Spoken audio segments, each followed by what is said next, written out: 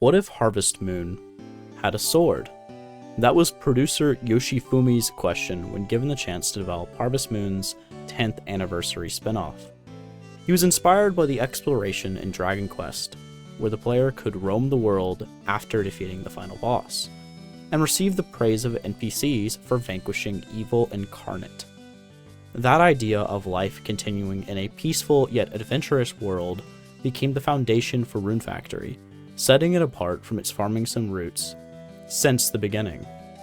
Still, that doesn't quite explain what Rune Factory is. What does Harvest Moon with a sword or a post-final boss JRPG actually look like? Like Harvestella, it is a farming game second and a JRPG first. It manages to keep the cozy, small-town vibe intact, even as it leans more into action RPG mechanics. But getting off the ground wasn't easy. The first Rune Factory had a rough launch, and its identity wasn't truly solidified until later entries. Rune Factory 2 started refining the formula, but it wasn't until Rune Factory 3 that the series found its rhythm, establishing the design motifs that would define it moving forward. 2 had a solid foundation, but its world lacked the dynamic elements that made a life sim feel alive. Some of its major issues were the slow, unintuitive combat, and the systems around it, like limited crafting or not having a separate storage for skills. The world was less dynamic, with static schedules for villagers, and weather never dynamically changed during the day, nor did it have as much impact on the world. Or in general, streamlining gameplay and UI elements to make an easier world to engage with. The little improvements added up, and I actually have a list of a few dozen changes from Lizardneck on GameSpot. All of these combined would result in the formula that would establish Rune Factory as a series. So Rune Factory 3 didn't just refine the formula, it established what a Rune Factory game truly was. It added new mechanics and essential quality of life improvements. It added depth to the farming systems and social interactions, arguably pushing its design further than Harvest Moon's. More than just fixing bugs and streamlining frustrating features, it brought creative solutions that made the series stand apart, finally feeling like a fantasy life game rather than just a farming spin-off. A major breakthrough was the combat system, where the developers finally had the technical ability to offer smoother, faster, and more responsive gameplay. They expanded weapons, item management, and dungeon variety, even incorporating them more heavily into the story. With this refined gameplay, the team felt confident enough to up the difficulty, making bosses more mechanically engaging with diverse and challenging movesets. More items and weapons were added, item management was reworked, and even exclusive mechanics like the woolly transformation were added. Plus they expanded on dungeon variety and incorporated them heavily into the story. With the improved game feel and additional options in combat, developers felt inclined to up the difficulty and improve boss design significantly. While Rune Factory has never been a hardcore series, Rune Factory 3 introduced tougher bosses and more enemy variety, as well as more enemies in general, a tradition that later entries would maintain. However, what makes these challenges unique is that Rune Factory never forces difficulty on the player. Instead, it provides a flexible and rewarding progression system, ensuring that any challenge can be overcome with time and investment, without ever feeling like a grind. Normally, grinding is a concession of design, a mechanic used to make difficult fights more accessible through sheer stat increases. Even Souls games allow players to level up for an easier time. But grinding is often tedious and unfun, a necessary evil rather than an engaging feature. But what happens when the grinding ceases to feel like grinding? When progression happens naturally, without the player actively thinking about it? Does it even count as grinding at all? This is the Elden Ring effect. When faced with adversity, players are encouraged to explore instead of repeat content, moving through an unbroken flow state. Previous Rune Factory entries already had skills that leveled through use. Farming, cooking, sleeping, eating, and even walking are all examples. But Rune Factory 3 revolutionized this by tying stat boost to nearly every action and their associated skills. Suddenly, everything contributed to progression. Cooking meals, giving gifts, eating once a day, forging relationships. These weren't just side mechanics, they actively made the player stronger. By adding more skills and ensuring that everyday activities contributed to character growth, Rune Factory 3 created a game where players could pivot between fishing, crafting, farming, and combat without ever feeling stuck or forced to grind. Progression became effortless, a natural byproduct of simply living in the world. But Rune Factory 3's impact wasn't just in its combat, it was in the world itself. Town life felt more vibrant than ever, with NPCs reacting dynamically and having more integrated relationship systems. Town events and requests became more integral to progression rather than just being optional side distractions. The game even tied its final act to marriage, requiring true connection to the residents before seeing the story's end. Festivals and seasonal events were also refined, making them feel like true community celebrations rather than isolated minigames. And for the first time, residents can be invited on adventures, allowing the players to form stronger bonds beyond simple gift giving, a feature that would become critical to future installments. There's nothing like bringing a friend along in an adventure. It's a parallel to the experience of multiplayer, making the townsfolk more personable but also enhancing the experiments, the same as if playing with our real friends. There's something to that better with friends mantra, and Rune Factory 3 was the first in the series to emulate it. That's all to say, Rune Factory 3 wasn't just about fighting monsters or tending crops. It was about building a home in a living, breathing community. Rune Factory 3 specifically achieves this by going for a shorter, more concise runtime. Unlike titles like Rune Factory 4 or Tides, with their expansive plots and worlds, 3 instead keeps it focused and manages to keep the town and its community a part of that focus. In other games, it's easy to get pulled away from the main town. The plot and design of Rune Factory 4 and Tides, by focusing on exploration and grand world-ending conflicts, naturally tend to pull the focus away from their towns. The nature of their stories pulls the player away from their central community. In more traditional JRPG experiences, that conflict can be world-ending, but that kind of premise can be daunting. It's much easier for me to care about people whose lives I'm involved in. If the world is ending, I'm much less likely to stop and help Timmy find his cat. But if the threat is more localized, then all of my primary and secondary goals share one purpose: to help those I love. I find that concept much more appealing and accessible than urgent quest about finding a lost son or gods attempting to destroy humanity, and how distracting those threats can be when paired alongside small town dilemmas, which should be the point in this kind of game. On top of that, the conflict being local allows it to be paced appropriately. Not only is it localized, it's also fairly short. Rune Factory 3 is a solid 30 hours to complete the main story, compared to Tides and 5, which is 60, and 4, which can easily exceed 100. 3 simply feels more palatable. In a more localized conflict, and a shorter conflict, the community can be roped in more consistently. The local cast can be a part of the story more readily. The town is the center of all events, and when the story offers respite, it is near the peaceful and welcoming town. The shorter and more concise pace is why the pacing of 3 is perfect, because all of their ideas can be packed into every moment from start to finish.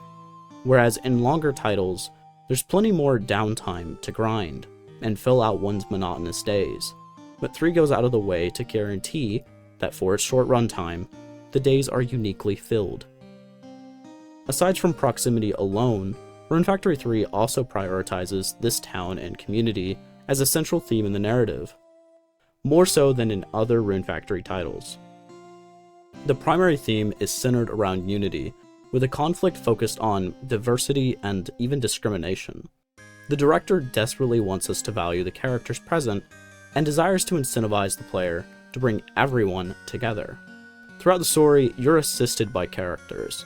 You seek their counsel, and to even attempt the final boss, to even attempt a complete resolution, you're required to bind your life and marriage to a local. The game is obsessed with drawing the player in and making them both care and feel a part of this community. It's the entire point. The sort of motif I've noticed, even if it's just my opinion, is that Rune Factory likes to incorporate several consistent themes across each entry, and typically each game puts extra effort into one above all. Rune Factory 4 is obviously pushing love, with its palette of pink and greens, its robust dating and marriage features, or how it tackles self-sacrifice for the ones we love. Every Rune Factory prioritizes love as a theme, but Rune Factory 4's central theme is love. Same with 3. Community is a persistent theme in every title, but 3 goes above and beyond to solidify it, and unity is an important theme of the genre, like love, and deserves such attention because of its ability to forge games like Rune Factory 3. I'd even argue adventure and exploration are a major component of why all Rune Factories stand out in the genre's space, but only Tides makes it a centerpiece. This is the kind of detail that made the Pokemon series more than a reiterative content generator. The themes and their design are how this recurring structure remains so interesting and prevalent across the last 30 years. But beyond all of this, beyond the mechanics, themes, and structure, Rune Factory 3 has resonated with me personally in a way that few other games have. I've explained why this series is interesting, how RF3 defined it, and even how 3 uniquely stands out. But the main reason I love this game is because I relate to its opening premise. Again, all Rune Factories show this a bit, but it was 3 with its laser focus on community that this single message hits home the hardest, with its requirement of marriage and investment into Sharance's community being the icing on the cake. You see, I played a lot of farming and life sim type of games, and there's a recurring idea. That you wanted to move, to leave everything you've ever known. It's romanticized to leave and flee to the countryside. To be honest, I get it. The grass is always greener on the other side, till you realize it's too late to go back. I personally had the displeasure of moving between my sophomore and junior year in high school, and was excited until I realized it's hard being an outsider, and even harder to break into existing circles or lives. In the following years, I would move several more times, but I had the crutch of camaraderie in the Air Force guaranteeing mutual community. In the same vein as my friends in college, we were bound tight together by our environments and mutual life seasons. That's why after that period where life seasons, ages, and struggles all aligned, when we all earned our degrees through some means or another, that I discovered the difficulty of losing those implicit connections I took for granted. Too many of my friends moved away from home, left the service, ended their brief time at school, and realized that their entire social safety net vanished. Our families and friends were too far away to simply be there for us, and for the first time in our lives, there was no implicit binding to draw together a community naturally. Instead, we were all crudely challenged to plant roots or be alone. It was at that time, after I was free from my contract in the military, that I discovered I had no idea how to plant roots from scratch. I was the youngest in my office, in a town where I knew no one, in a temp job that gave me enough security that I never fully unpacked after 6 months living there. It wasn't until my position expired, and by the grace of God, I was given a permanent opportunity and finally felt like I could attempt to start a life. For me, that meant volunteering, finding a church community, finally meeting people my age, in my season. I even met my fiance, all because a coworker pressed me to explore more, to finally get situated in this once foreign place.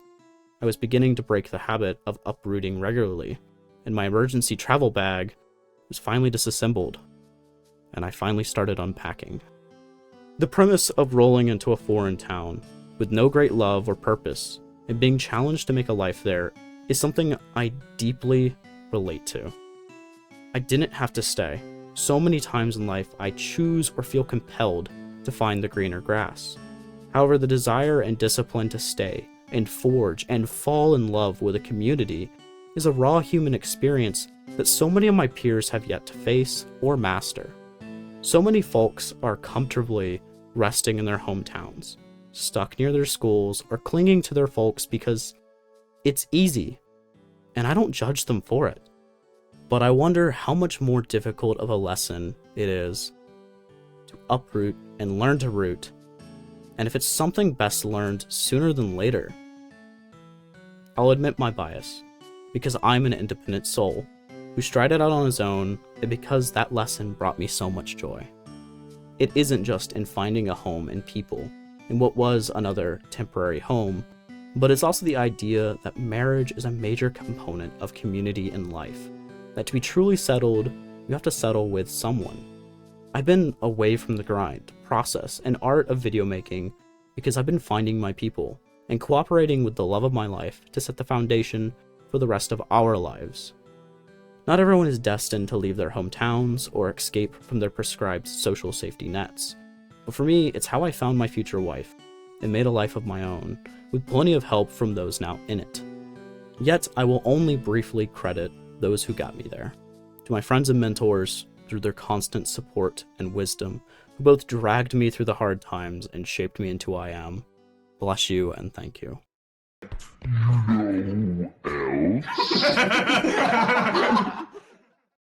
To my audience and creators, know that all your support motivated me to continue this channel and grow exponentially in life for it.